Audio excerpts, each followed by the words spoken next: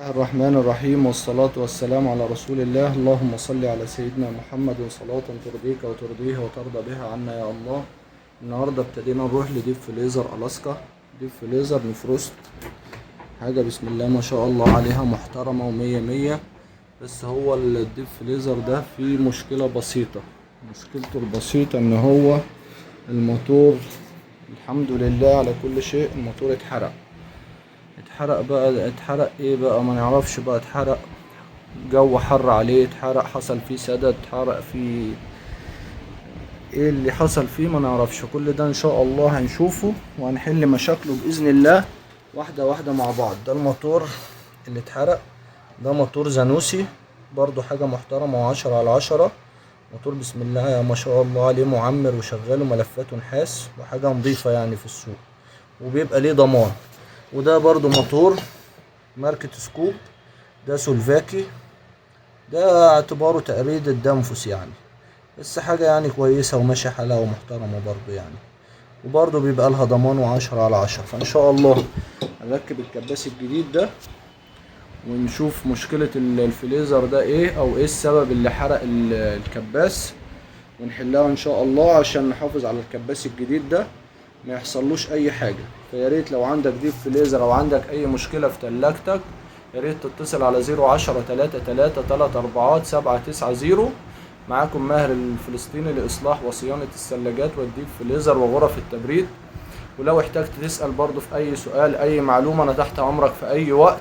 إحنا كلنا بنكمل بعض، وأهم حاجة إن نحافظ على سلامة الأجهزة المنزلية بتاعتنا. ولو في أي حاجة حبيتوا تسألوا عنها، حبيتوا تستفسروا عنها، مفيش مشكلة، أنا تليفوني متاح في أي وقت. اللي عايز يتصل عليا على رقم 010-33-3-4-790. معاكم ماهر الفلسطيني لإصلاح وصيانة الثلاجات والديب فريزر وغرف التبريد. هنكمل مع بعض كده. الأول هنختبر الكباس بتاعنا الجديد ده ونشوفه ونطمن عليه، وبعد كده هنركبه ونبدأ واحدة واحدة، نشوف الكابيلاري بتاعنا سالك، نشوف الإعاقة بتاعتنا قد إيه. كل ده عشان نحافظ على الكباس بتاعنا إنه ما يحصلوش حاجة زي التاني إن شاء الله، ويبقى عمره الافتراضي أطول، ونتوكل على الله إن شاء الله ونشتغل.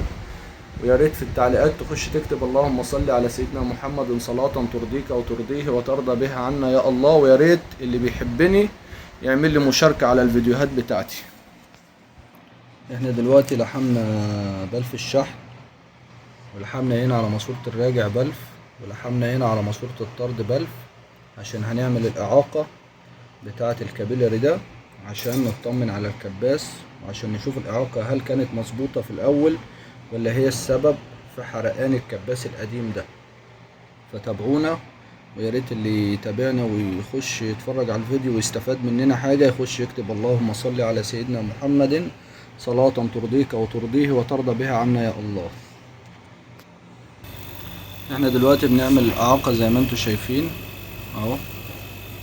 الإعاقة بتاعتنا دي الكباس شغال، الكباس عندنا هنا شغال اهو، موصل خرطوم الازرق في ماسورة الراجع، وموصل الخرطوم الاصفر في ماسورة الطرد، وادي الكابيلاري عندنا بيخرج هوا زي ما انتوا شايفين. واحنا مستنيين نشوف الإعاقة بتاعتنا. الإعاقة بتاعتنا كده زي ما انتوا شايفين، الكباس دخل على 250 اهو، كباس كده داخل على 250 كده. الإعاقة بتاعتنا فيها مشكلة كده، الإعاقة زيادة معانا، فاحنا هنقصر من الكابيلاري ده ونظبط الإعاقة بتاعتنا. عشان كده الكباس لا قدر الله ممكن يفوت على الإعاقة ديت. الإعاقة الصحيحة المفروض ما تزيدش عن 220 230 250، دي أقصى حاجة في حالات نادرة يعني. لكن هي دلوقتي داخلة معايا على 300 اهي، وده كده خطر كبير على الكباس. ده كده يخلي الكباس معانا يفوت. ليه؟ انت كده خانقه، اكنك واحد خانقه من رقبته، هيتنفس ازاي؟ فهو كده مضغوط قوي ومخنوق، فطبعا مش هيستحمل. ودي عدت كمان 300، وده كل ده حمل على الكباس. فاحنا هنظبط الإعاقة بتاعتنا ونرجع لكم تاني. يا ريت وانت بتشاهدني او بتستفاد مني تخش تكتب اللهم صل على سيدنا محمد صلاة ترضيك وترضيه وترضى بها عنا يا الله.